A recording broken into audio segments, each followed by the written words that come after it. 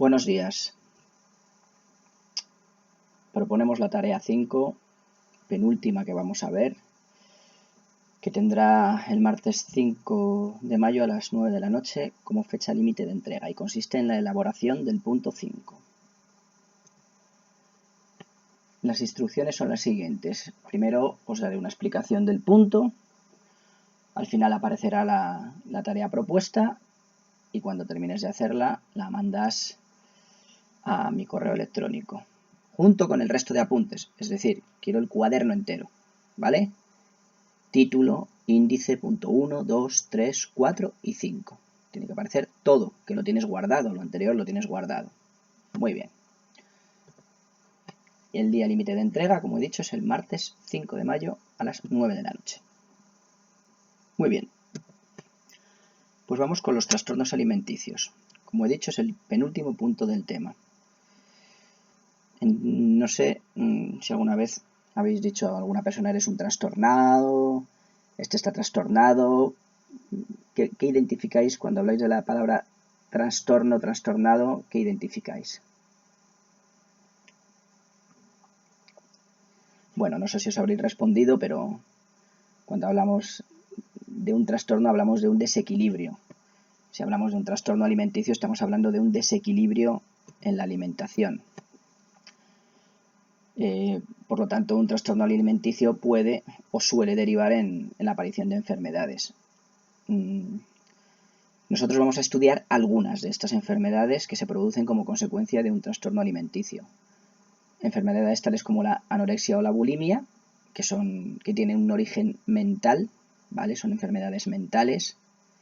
Otras, como la obesidad o la diabetes, se deben a una incorrecta alimentación o, en algunos casos, se deben a la intolerancia a alguna sustancia, es decir, nuestro organismo no asimila bien ciertas sustancias, como sucede con los celíacos. Muy bien, pues vamos a empezar a estudiar estas enfermedades que, como he dicho, no son todas, pero son algunas. Y vamos a estudiar concretamente la obesidad, la diabetes, la enfermedad celíaca, la anorexia y la bulimia. ¿Vale? Pues empezamos con la obesidad. Bien, la obesidad es una enfermedad. No nos olvidemos que es una enfermedad. ¿A qué se debe esta enfermedad? Pues a un exceso en la ingesta de alimentos. También al tipo de alimentación que llevas. O al sedentarismo, es decir, el sedentarismo es una vida poco activa. O incluso a una predisposición genética. Hay gente que a lo mejor no come tanto, pero tiene una predisposición a engordar. Evidentemente esto se manifiesta en un sobrepeso. Pesas más de lo que debieras.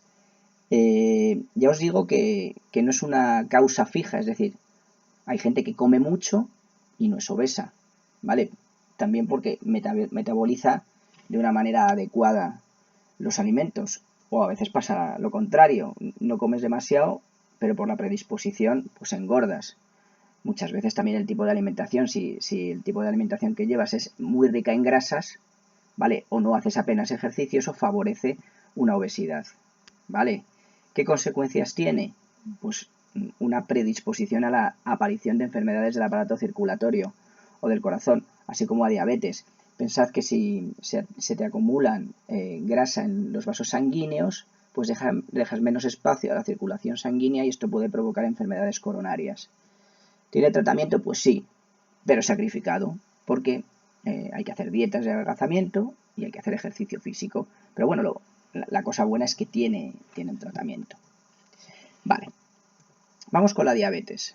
La diabetes la hemos oído muchas veces, pero a ver, puede costar un poquito más de entender. Os voy a enseñar esta ilustración que a lo mejor os ayuda. Pensad que aquí al final se trata de que nosotros ingerimos alimentos para obtener nutrientes de los alimentos y necesitamos esos nutrientes para conseguir energía y poder cumplir las funciones vitales. Bien, por un lado tenemos aquí en el centro un vaso sanguíneo, ¿vale? Aquí está la sangre y veis que aquí hay unos circulitos que pone gluc. Esto es glucosa, ¿vale? Aquí tenemos los nutrientes en forma de glucosa. La glucosa, si está en los vasos sanguíneos, es decir, en arterias, venas, no sirve para nada. La glucosa tiene que entrar en la célula para que la célula pueda aprovechar. Es decir, el receptor último de los nutrientes son cada una de nuestras células. Si la glucosa no entra en nuestras células, pues no hay nada que hacer. ¿Quién tiene la llave para que la glucosa entre en las células? La insulina. La insulina es una hormona que es segregada por este órgano, el páncreas, y que cuando la glucosa se acumula en la sangre, pues llega la insulina y permite que la glucosa pueda entrar en las células. Si no hay insulina, pues es muy complicado que la glucosa entre en las células, ¿verdad?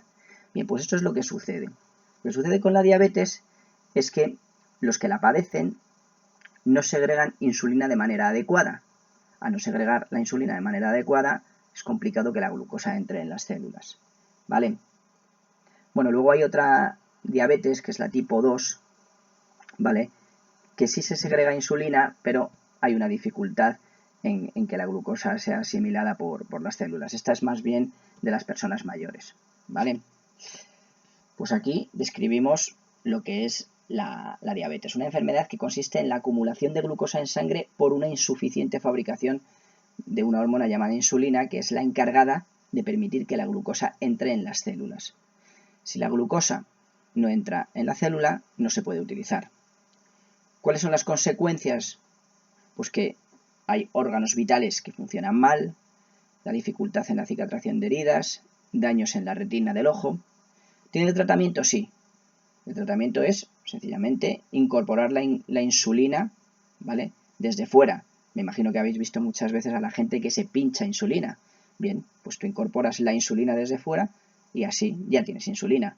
Y luego también la dieta y el ejercicio físico pues también ayudan, sobre todo en la diabetes tipo 2. Vamos a ver un vídeo de 2 minutos donde se explica lo que es la diabetes. Muy bien. El cuerpo utiliza la glucosa que obtenemos de los alimentos como combustible, pero necesita la participación de la insulina para poder hacerlo, ya que esta hormona es la responsable de transportar el azúcar desde la sangre hasta el interior de las células de los tejidos. La insulina es producida por el páncreas, un órgano situado en el lado izquierdo del abdomen. Allí, unas células especiales llamadas células beta producen esta hormona. La disminución o ausencia de esta secreción provoca una enfermedad conocida como diabetes mellitus, que se manifiesta por un aumento de azúcar en la sangre. Al disminuir la insulina, las células del organismo tienen menos capacidad para captar la glucosa circulante que se acumula en la sangre y no llega a las células, que pueden morir por falta de glucosa en su interior. Esto produce lesiones en los nervios y en los vasos sanguíneos, afectando a todos los órganos, especialmente a la retina del ojo, al corazón, al cerebro y al riñón. También provoca que la cicatrización de las heridas se produzca más lentamente. La diabetes es una enfermedad muy compleja. Además de producirse una mayor concentración de azúcar en sangre y aparecer también en la orina, hace que la persona que la sufre coma, beba y orine más de lo normal. Existen dos tipos de la enfermedad. La llamada diabetes mellitus tipo 1 suele aparecer repentinamente en niños o adultos jóvenes. Se produce porque se destruyen las células beta del páncreas y no producen la insulina que deberían. Por eso hay que aportarla desde el exterior mediante inyecciones de esta sustancia. La diabetes mellitus tipo 2 o diabetes de adulto es mucho más frecuente. Se produce de modo progresivo y afecta a personas adultas, generalmente obesas. En este caso, no ocurre tanto que el páncreas no produce insulina suficiente, sino que los diferentes órganos no responden bien a la presencia de esta. Debe tratarse con una dieta adecuada y antidiabéticos en pastilla. Es muy importante el ejercicio físico y a veces son necesarios aportes de insulina en forma de inyección. La diabetes es una enfermedad muy seria y crónica, pero en la actualidad, con el tratamiento adecuado y un poco de voluntad, puede controlarse bastante bien. Bien, entonces espero que os haya quedado claro por qué sucede la diabetes. Habéis visto que o bien porque sencillamente el páncreas no segrega insulina, o porque es la diabetes tipo 1 y la tipo 2, que es una insulina defectuosa. En el primer caso, el tratamiento es la inyección de insulina, en el segundo caso, ejercicio y una dieta sana. Bien, vamos a la siguiente enfermedad, que es la enfermedad celíaca. Hemos oído hablar muchas veces de los celíacos, ¿vale? Eso es una intolerancia al gluten, ¿vale? O sea, sencillamente sucede que hay ciertos alimentos, que sobre todo muchos cereales que contienen gluten, que es una proteína, y el organismo no tolera esta proteína. ¿Esto qué consecuencia trae? Pues, o sea, se llama la enfermedad de las 1000 caras, que te pueden pasar muchas cosas, desde diarreas hasta dolores de cabeza, obesidad, lo contrario, delgadez, alergias, dermatitis, enfermedades de piel. Por eso es la enfermedad de las 1000 caras. La única solución es una dieta sin gluten, ¿de acuerdo? Tomas una dieta sin gluten y no te sucede nada. El problema, claro, es que tienes que dejar de alimentarte de productos que contienen gluten, ¿vale? Bien, vamos con la anorexia y la bulimia. La anorexia y la bulimia, que muchas veces se confunden, son enfermedades de tipo psicológico, ¿vale? Derivan en una mala alimentación, pero el origen es mental.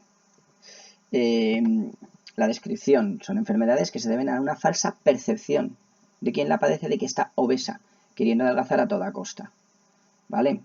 Y no son personas obesas, son personas que al mirarse al espejo pues están obsesionadas con su imagen, pero ya os digo, es un tema mental, es una realidad falseada, ves algo que no es real.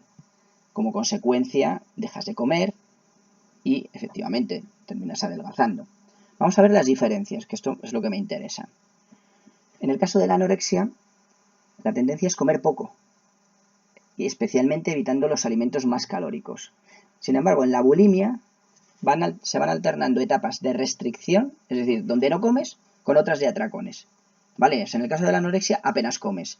En la bulimia hay épocas que no comes nada y otras que te pegas atracones. Vale. La hiperactividad es un síntoma propio de la anorexia, pero no tanto de la bulimia. ¿Por qué? Porque una persona con anorexia que está obsesionada con adelgazar, pues es una forma de gastar calorías. Entonces, trata por todos los medios de hacer mucho deporte y estar activa continuamente. Vale. Con respecto al tema del peso corporal, la persona con anorexia tiene un peso muy muy bajo. Habréis visto por la calle personas anoréxicas y se ve a la legua. Mientras que el paciente que tiene bulimia, como se pega también a atracones, pues el peso es normal o incluso a veces tiene sobrepeso. Vale. Otra cosa que sucede en el caso de la anorexia es que conlleva una alteración en el ciclo menstrual. Y luego, la anorexia y la bulimia son el orden obsesivo frente al desorden. Es decir, la anorexia implica que la persona es súper ordenada, ¿no? Ejercicio a tal hora, ¿vale? Mientras que en la bulimia, pues ya os digo, eso es un desorden total. De repente te pegas un atracón, de repente no comes nada. Bien, lógicamente aquí el tratamiento es psicológico, o sea, se necesita hacer una terapia psicológica y por supuesto esto implica también una dieta adecuada y equilibrada, ¿vale? Unas preguntas que os hago para que os respondáis, ¿no? La primera, los desequilibrios mentales, como una baja autoestima, que al final es un desequilibrio mental, ¿llevan a obsesionarte con la imagen corporal? ¿O es la obsesión por la imagen corporal lo que lleva a un desequilibrio mental? Leed bien esta pregunta, a ver si sois capaces de responderos. Insisto, esto es una respuesta libre, ¿eh? O sea, no es que tenga una respuesta, pero la repito, ¿eh? O sea, por ejemplo, uno que tiene una baja autoestima, ¿eso le hace llevar a obsesionarte con la imagen corporal? ¿O es la obsesión por la imagen corporal lo que te lleva a una baja autoestima?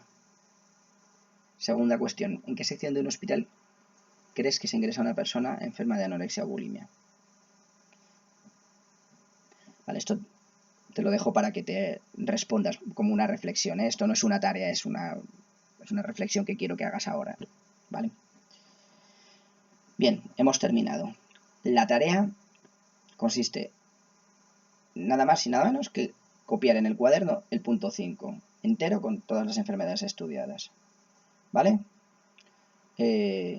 Punto 5 y vas escribiendo todas las enfermedades que hemos visto. ¿De acuerdo?